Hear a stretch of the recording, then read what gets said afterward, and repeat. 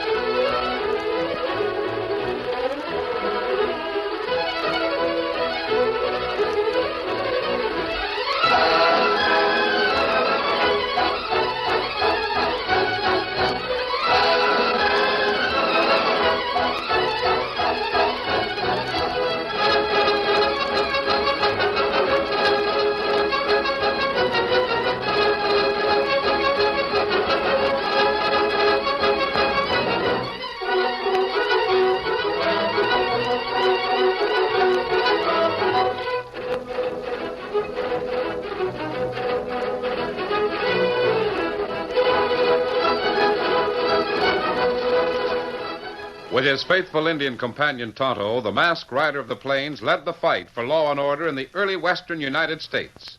The stories of his strength and courage, his daring and resourcefulness have come down to us through the generations. And nowhere in the pages of history can one find a greater champion of justice. Return with us now to those thrilling days of yesteryear. From out of the past come the thundering hoofbeats of the great horse Silver. The Lone Ranger rides again. Come on, Silver. Hurry, big fellow. I'll Silver.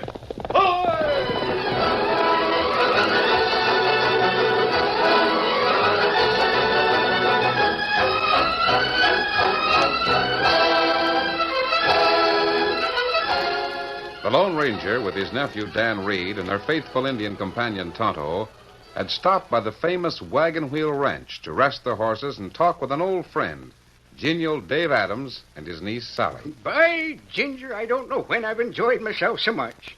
It's just like old times, darned if it ain't. And to think that I of all people, never knew that my old Uncle Dave was once a fire-eating, rip-roaring, two-gun marshal. You can take my word for it, Sally. Your uncle brought the letter of the law to a lot of wild and woolly border towns.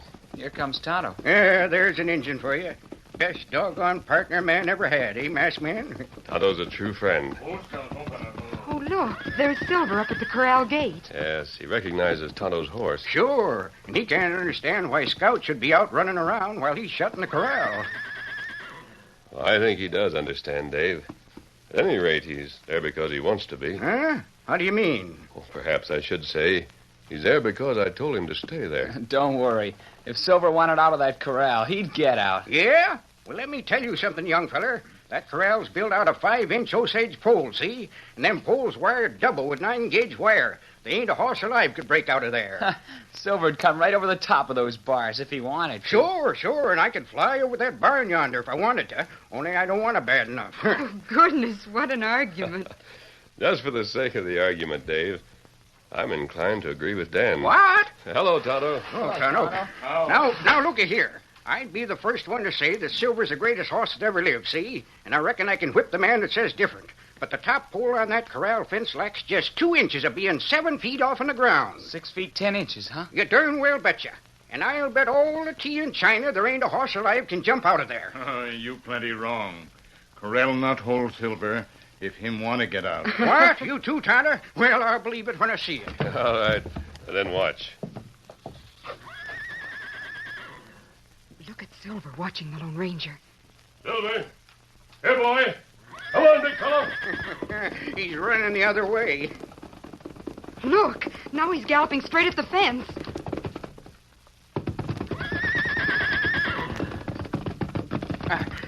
It's not possible. I can't believe it. Oh, Silver, You magnificent creature. Good boy, Silver. Well, I gotta sit down. Whew. Could a fella buy that horse for $10,000? You know better than that, Dave. Oh, yeah, sure. You couldn't buy Silver for 10 times 10,000. You know, there's a horse running wild on the North Range. You ought to see him. He's just about the size of Silver. He's wild and beautiful. Oh, you talk about Red Stallion, white star on forehead. That's the one, Tonto. We've been trying to catch that horse for 4 years. And it's like, it's like trying to throw a rope on your own shadow. Oh, him plenty fine animal. Well, he ain't to be compared with Silver, I reckon. But what a beauty. That devil's run me ragged. I'll bet he laughs when he sees me coming. You want Red Stallion? Want him? Why, man, I'd give a year's growth to catch that horse. Oh, Tonto go catch him for you. It can't be done, Tonto. Why, I'll bet you all the tea in China. Careful, Dave. Tonto's just as good at catching wild horses as Silver is at jumping a corral fence. Golly. Can I go along, Tonto? You've practically got the wild stallion on your hands, Dave.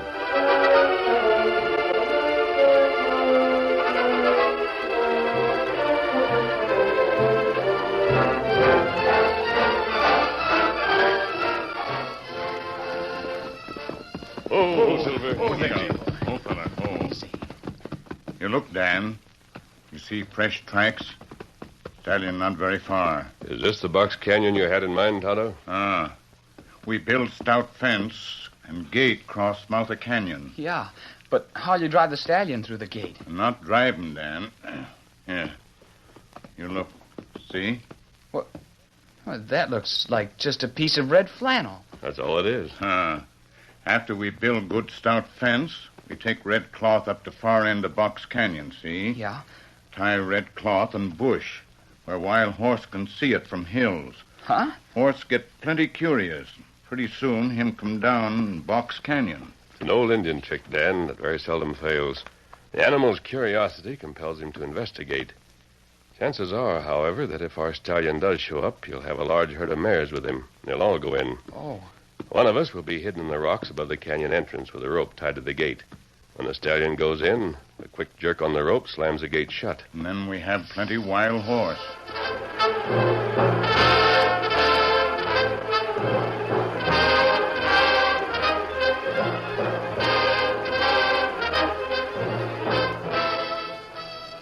Golly.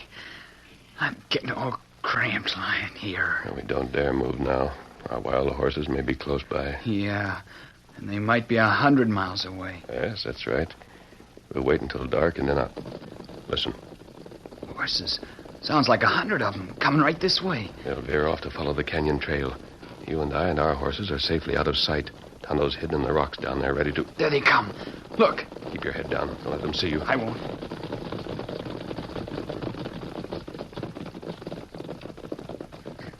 Look at that stallion. He really is a beauty. See? See how he keeps pushing the mares away from that canyon entrance? He's looking in every direction. He sees the red cloth. Look how he flings his head and prances around.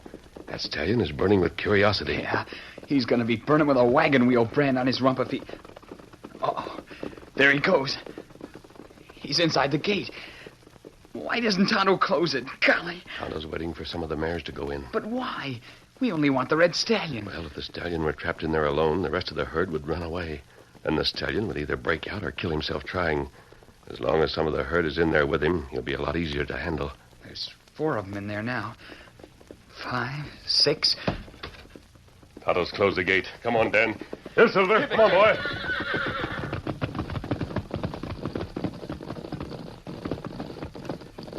And look at the rest of the herd go. Boy, are they scared.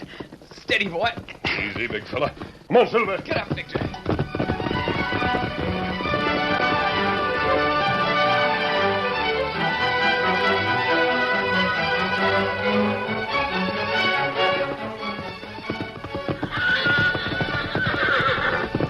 With the outlaw stallion plunging and fighting the ropes that bound him, the masked man and his friends delivered their prize to Dave Adams at the wagon wheel. Then, reluctantly, they said goodbye to Dave and Sally. The long summer days passed into weeks. Then, from different directions along the border, came rumors of the Red Horse Outlaw. There was little actual description of the outlaw himself, but on one point the stories all agreed. The man rode a magnificent giant of a horse, a fiery red stallion with a large white star in the center of his forehead. With the speed of disaster, the man appeared and vanished. A dozen traps were sprung, only to find the Red Horse Outlaw racing away, laughing at his pursuers. The only thing that'll stop that devil of a horse is a bullet. I've seen that red stallion run, and I ain't too sure a bullet can catch him. That's the trouble. The Red Horse Outlaw always leaves a plain trail for us to follow. Knows blamed well he can outrun anything on legs.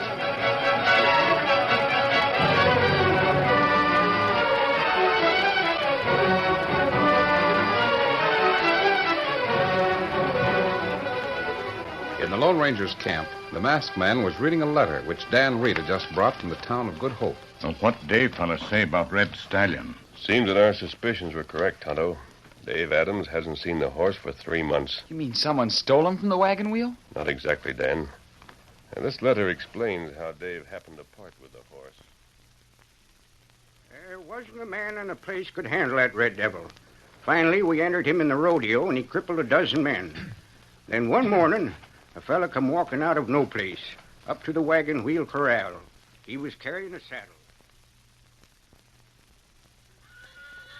Uncle Dave, look. Huh? Oh, stranger. Wonder what happened to his horse. Howdy, stranger. Howdy, mister. Reckon this be the wagon wheel, right? That's right. Looks like you might have had some trouble. Well, my horse broke a leg. Had to shoot him. Got a horse you can sell? Sure got horses to sell. Or give away. Give away? Right there in the corral. It's the finest piece of horse flesh ever to set foot on the ranch. I'll give him to the man that can ride him. It looks like a mighty fine stallion. Now, what's the matter with him? Outlaw? No, I wouldn't say that. He just don't care to be rode. Now, over here, I got a few horses you can look at. No, wait a minute. I've seen the horse I want. How much for the stallion? Now, look, partner, you take my word for it. That critter can't be handled. Now, you better pick How up... much? Huh? Oh, you're from Missouri, eh? Well, he's yours if you can ride him. Well, thanks, old-timer. Here, I can pay you that much for him. What? $500? Oh, that's very generous of you, but hadn't you better see if you can ride him first, Mr. Kalar, Jim Kalar. And don't worry, miss. I'll ride him right now. Someone will give me a hand to throw my saddle on him. Well, by golly, you sure talked like you knowed what you was doing. Oh, come on, Kalar. I'll help you saddle him. Did the stranger ride the stallion? Yes. Dave says the man rode that horse to a standstill. And then, like a flash of fire, the stranger and the red stallion raced away. The next time they were seen, they were leaving a bank robbery in Placer City. Kalar fella, him strange outlaw. Yes, Tonto. He's committed 5 or 6 big robberies, all of a different nature and in widely scattered places. And now, the strangest thing about the man is that he's never seen to carry a gun. He seems to rely entirely upon his own cleverness and the speed of his horse. Well, at least we know the man's name. Yes, and Dave Adams gives a very good description of Jim Kalar in his letter here. Maybe we hit trail a Red Horse outlaw, huh? We're going after him right now, Tonto. Golly, he might be anywhere within 1,000 miles of here. How will we know where to start? We'll start at the beginning by finding out who Jim Kalar is, where he's from, everything about him. It may take time, but sooner or later we'll cross his trail. Let's get ready to move. Here, Silver. Here, boy.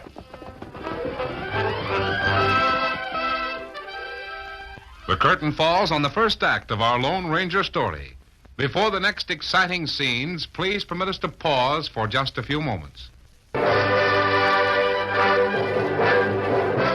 Now to continue our story.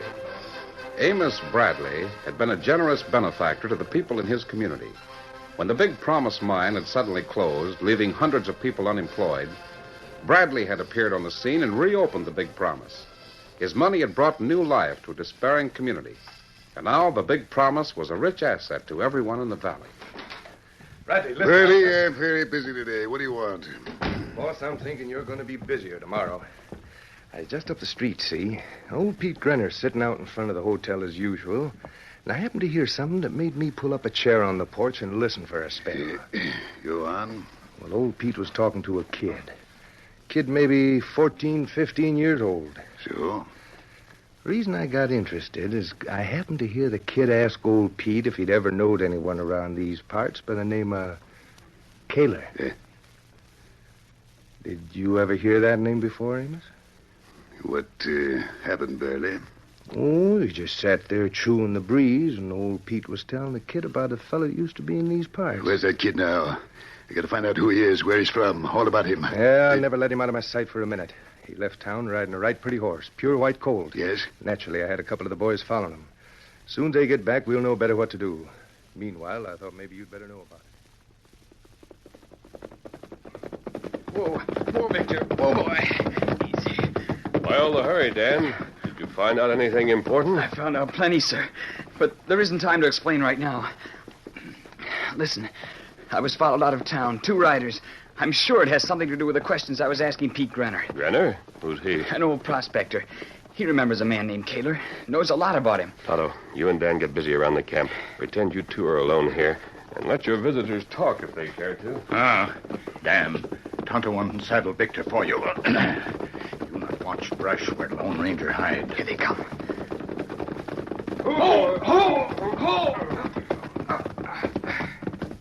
Hi there. Hello. Right nice camp you got here, ain't it, Roof? Yeah, sure is. Just you and the engine live here, kid? It's just a temporary camping place. What can we do for you? Why, fella told me in town you was wanting some information about a man named Keller. Keeler. Was that the name? Keeler? I was asking about a man named Kalar. Oh, I see. Kayla, huh? What did you want to know, Sonny? I might ask you why you're so interested. Never mind getting sassy, kid. You just answer our question, see? Boy not answer question if he'll not want to. Well, now, another country heard from. Listen, Redskin, keep your lip buttoned while we talk to Mr. Nosey here. Now, come on, kid. Tell us why you're so blamed interested in that Kalar gent. We ain't got a lot... Well, looks like you have company, Dan. Who are these men? A masked man. I don't know who they are, sir. Tonto, perhaps you better get their guns. Don't move, you two. Me get him. Now get out of here, both of you. And hurry.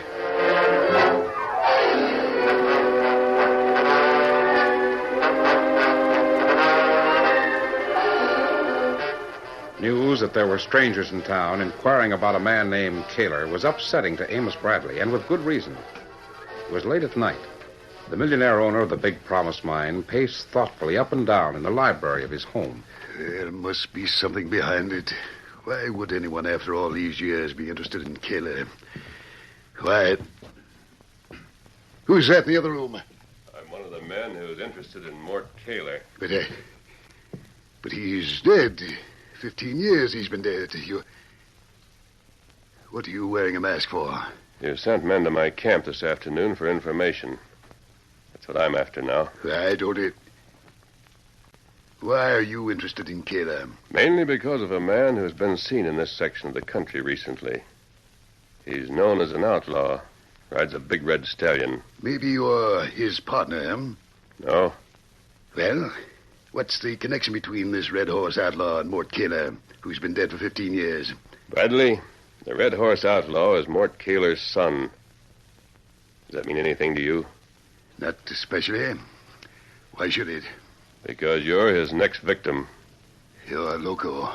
Am I? For weeks I've been gathering information. Would you like to know what I've learned? Go ahead. I've learned about a prospector who came into this valley some 20 years ago. He was broke, but on the verge of a great discovery. So he went to his friends to raise money. They grub-staked him. And for 5 years, this man searched for gold. He located a claim here in the valley. He called it the Big Promise. Go on with your fairy tale. About that time, 6 of the major stockholders in the company this prospector had formed went to the law and declared they'd been swindled. Because they were influential, the prospector was convicted of grand larceny and sentenced to 10 years in prison. Go on. Then what happened? The man went to prison, He died there within a year. And a short time later, his wife, unable to bear the disgrace, disappeared. She's never been heard from since.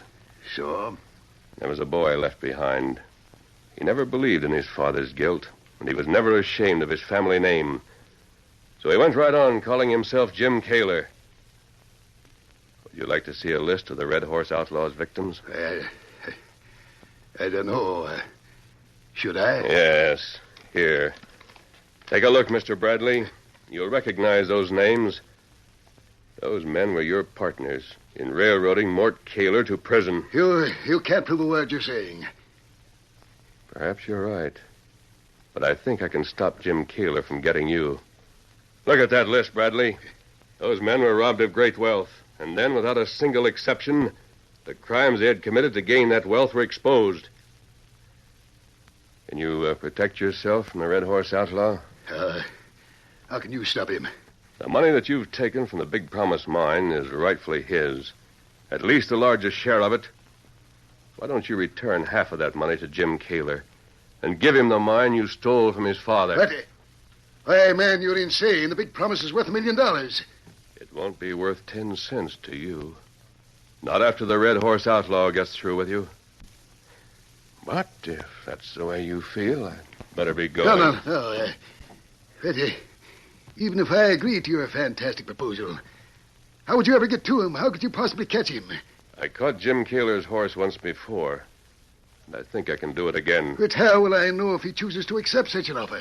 Put it in writing, Bradley. Now bring him here. 3 days, 4. Then the stalwart Indian Tonto appeared in the Lone Ranger's new camp and announced simply, Tonto find hideout, Red Horse Outlaw. I knew you would. Dan, there's a telegraph station at Fort Andrews. Take this message and see that it goes out immediately after you get there. Yes, sir. Then wait for Tonto and me in Fort Andrews. I'm ready, Tonto. Let's go find Jim Kalar.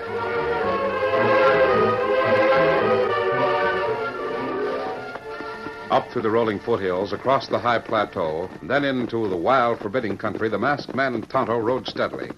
It was late afternoon when the Indians signaled for a halt. Silver. Oh. There, Kimosabe. Kalar fella just come in. The Red Stallion. He's seen our horses. Outlaw move plenty fast now. Not fast enough to get away from Silver. Tonto, meet me in town tonight at Amos Bradley's place.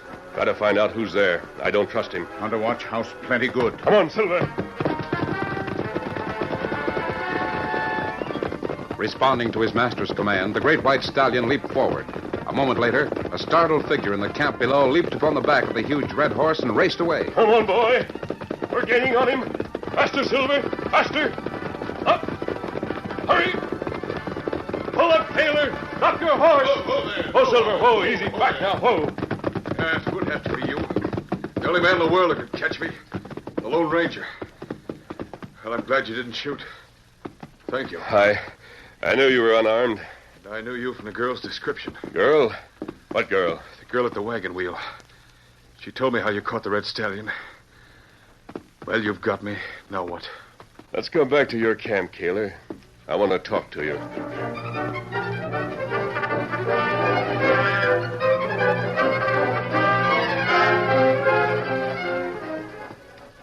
That's where it stands.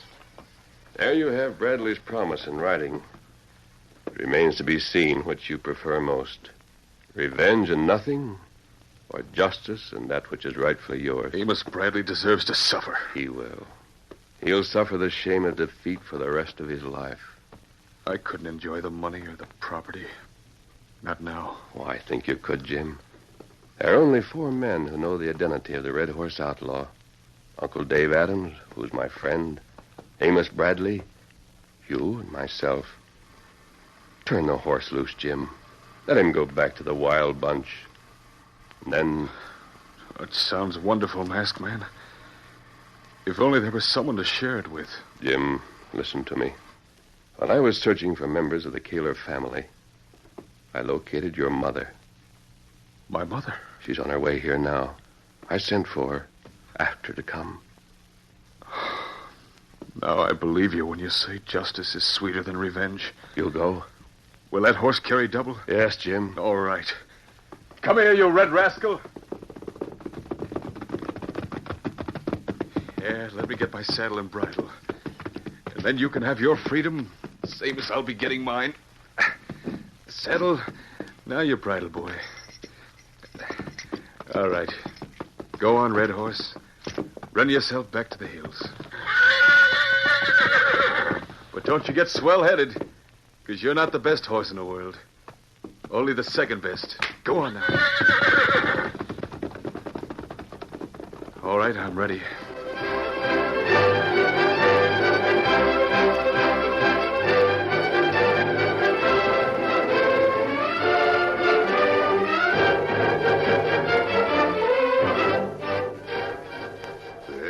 Jim. I wish you good luck from the bottom of my heart. You know, I had a plan. When you and the Lone Ranger showed up, I was going to have someone hidden here in the house to kill you both. Think of the reward money I could have collected. But then, well, it's hard for a man to go against the kind of decency and common sense a masked man offers. Well, the big promise man is yours, son. Lock, stock, and barrel. Me, I'm heading for the Argentine. So long, and good luck to you. Are you still there? Ahoy!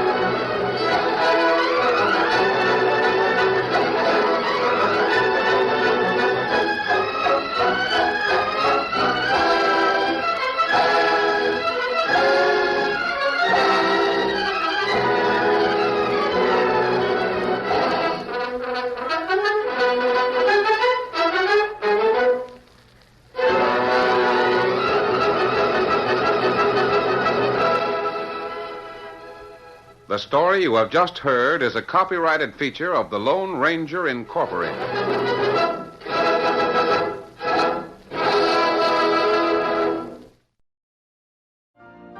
You've been listening to the OTR Gold Network. Find more classic radio at otrgold.com.